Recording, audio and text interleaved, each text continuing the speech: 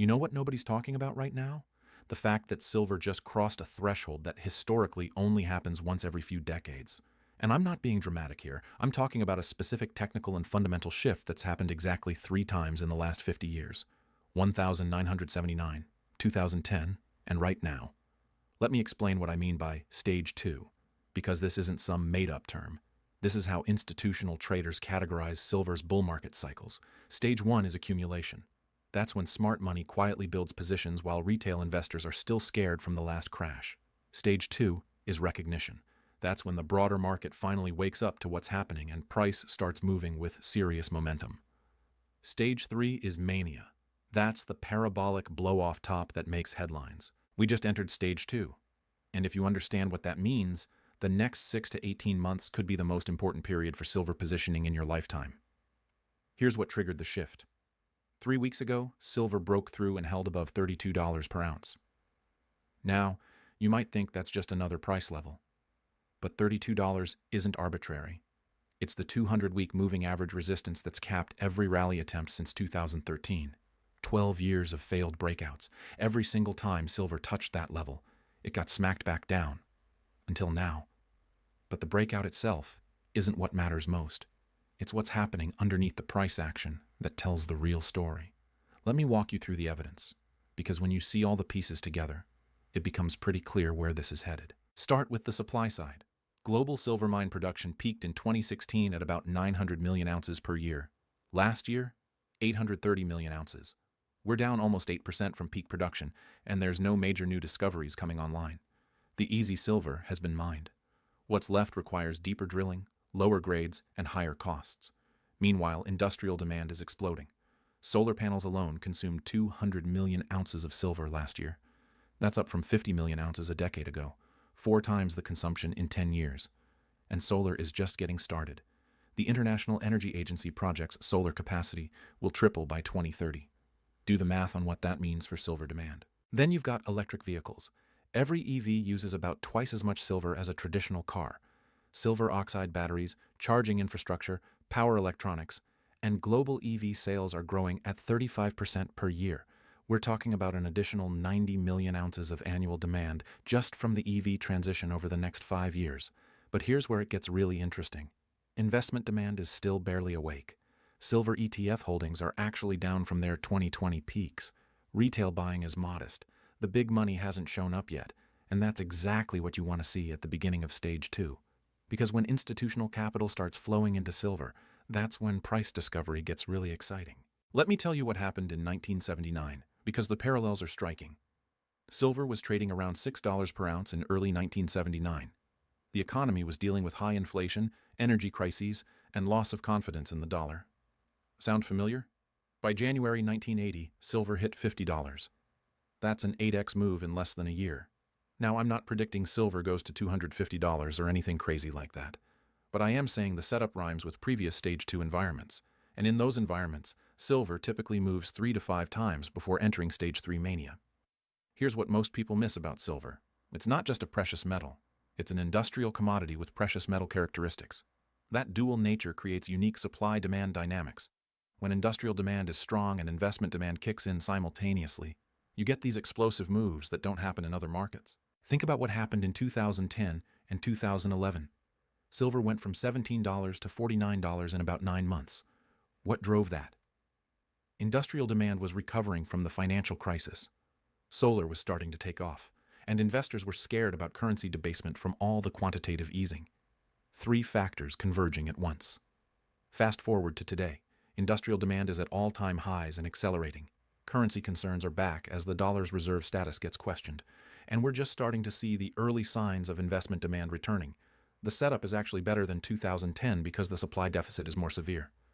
The Silver Institute projects a 215 million ounce supply deficit this year. That's the second largest deficit on record. And it's structural, not cyclical. We can't just turn on more production. It takes 7 to 10 years to bring a new silver mine online, and there aren't enough projects in the pipeline to close the gap. So where's the silver coming from to meet demand? Above ground inventories, and those are getting drawn down fast. COMEX registered silver inventories are down 65% from their 2021 peak. London vaults are seeing steady withdrawals. The Shanghai Gold Exchange silver stocks are at multi-year lows. The physical metal is disappearing into industrial consumption and private hands. Now, here's where the gold IRA angle becomes relevant for a lot of people watching this. If you're sitting on $100,000 or more in traditional retirement accounts, you might want to look into how precious metals IRAs work. I put together a free guide that covers the mechanics, the tax implications, and how to actually get physical silver or gold into a retirement account without penalties. It's in the description below. Worth checking out if you're thinking about portfolio diversification and wealth preservation. No pressure, just information if it's relevant to your situation. Anyway, back to the market dynamics, because there's another factor that's about to become really important: the gold to silver ratio. Right now it's sitting around 84 to 1. That means it takes 84 ounces of silver to buy 1 ounce of gold. Historically, that ratio averages around 60 to 1, and during silver bull markets, it often drops to 40 to 1 or lower. If gold stays at $2,650 and the ratio drops to 50 to 1, that puts silver at $53 per ounce. If gold goes to $3,000 and the ratio drops to 50, silver hits $60. These aren't wild projections. These are just mean reversion scenarios based on historical relationships. But here's what really matters. The ratio compression happens fast. In 2010, the gold-silver ratio went from 70 to 1 down to 32 to 1 in about 10 months. When silver catches a bid, it moves with velocity that shocks people who aren't paying attention. Let me show you what's happening with institutional positioning right now, because this is where you can see stage 2 developing in real time. The Commitment of Traders report shows commercial hedgers reducing their short positions. That's significant because commercials are typically the smart money in commodity markets. When they're covering shorts, it means they see higher prices ahead. Meanwhile, large speculators are still relatively underweight silver compared to historical norms. There's room for a lot more capital to flow into this market before it gets crowded, and that's the opportunity. Getting positioned before the momentum traders and trend followers pile in? Think about the macro environment for a second. Central banks are still buying gold at record pace. They added 1,037 tons in 2023. That's the second highest annual purchase on record. Why? Because they're diversifying away from dollar reserves. They see the writing on the wall with U.S. debt levels, deficit spending, and the weaponization of the dollar through sanctions. But here's the thing about central banks buying gold. It validates the precious metals thesis for everyone else. When the People's Bank of China is adding 20 tons per month, when Poland is repatriating gold from London, when Singapore is building vault capacity, it sends a signal. And that signal eventually flows into silver because silver is the accessible precious metal for smaller investors. You've also got the BRICS nations talking about a commodity-backed currency. Now, whether that actually happens or not is debatable. But the fact that they're discussing it tells you something about where global monetary politics is headed. And in a world where currency backing becomes important again, silver's monetary history matters. People forget that silver was money for thousands of years. The word silver and the word for money are the same in at least 14 languages. The US dollar was defined as 371.25 grains of pure silver until 1965. Silver certificates were redeemable for physical silver until 1968. This isn't ancient history. There are people alive today who remember when silver was money. And here's something that doesn't get enough attention. The amount of above-ground investment-grade silver is tiny compared to gold. There's about 2 billion ounces of silver in bullion form globally. Compare that to 6 billion ounces of gold. But gold is worth 84 times more per ounce. So the total value of investment silver is about $64 billion. The total value of investment gold is about $16 trillion. That means the entire investment silver market is smaller than many individual companies. It's smaller than the market cap of Visa. It's smaller than Procter & Gamble. If even a small percentage of global capital decides to allocate to silver, the price impact would be enormous because the market is so small. Now let's talk about what Stage 2 actually looks like as it unfolds. Because if you've never been through one of these cycles, you need to know what to expect.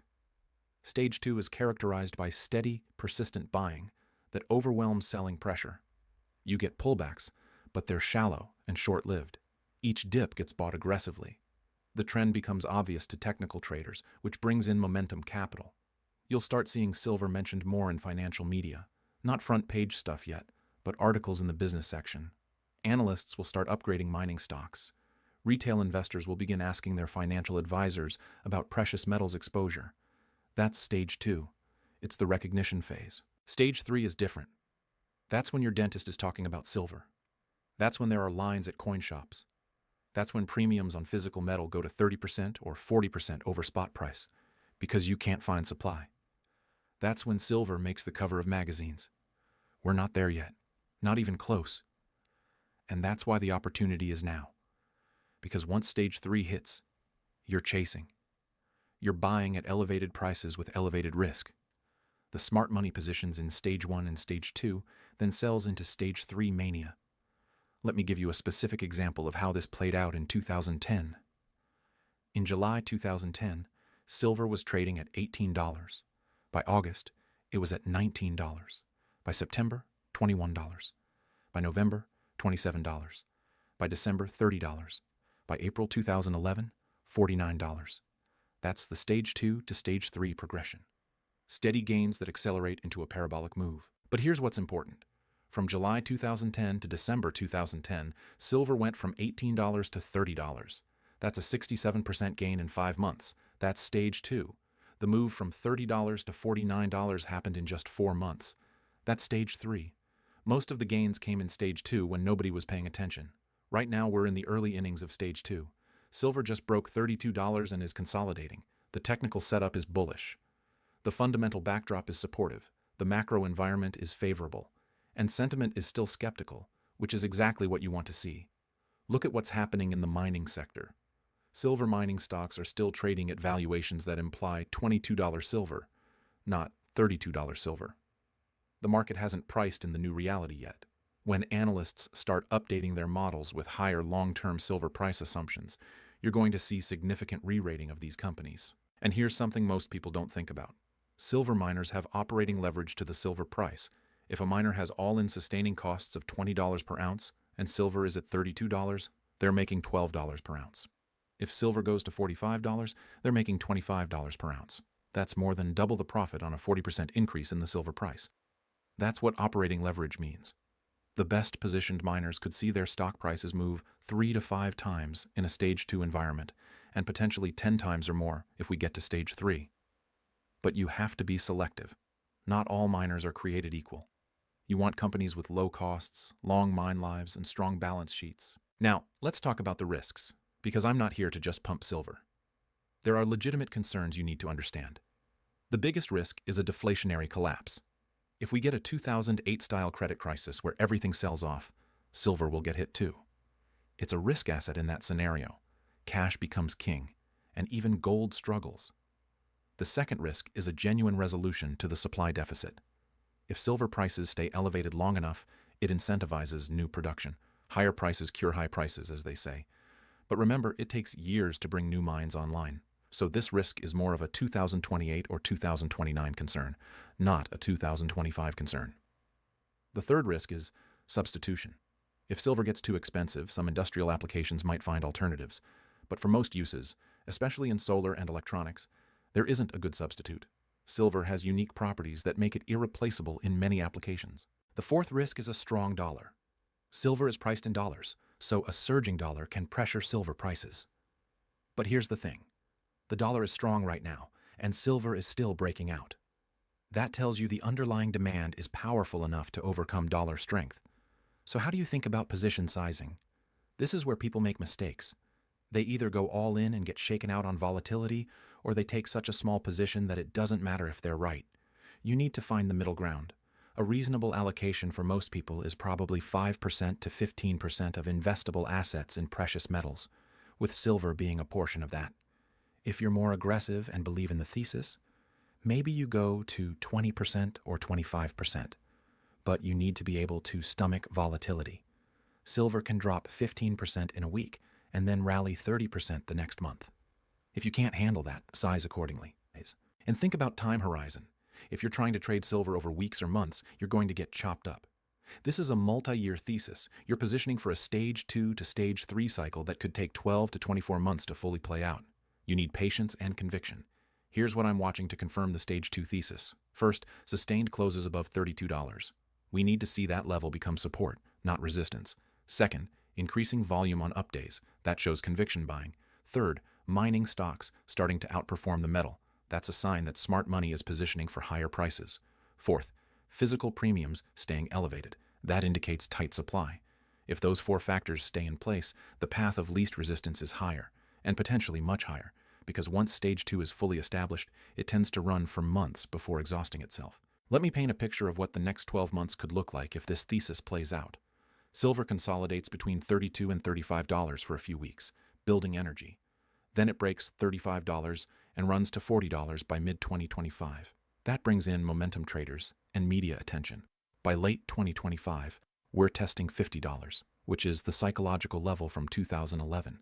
If we break $50, that's when stage 3 mania could kick in, potentially taking silver to $60 or $70 in early 2026. Is that guaranteed? Of course not. Markets don't move in straight lines, and there will be setbacks along the way. But that's a reasonable scenario based on historical precedent and current fundamentals.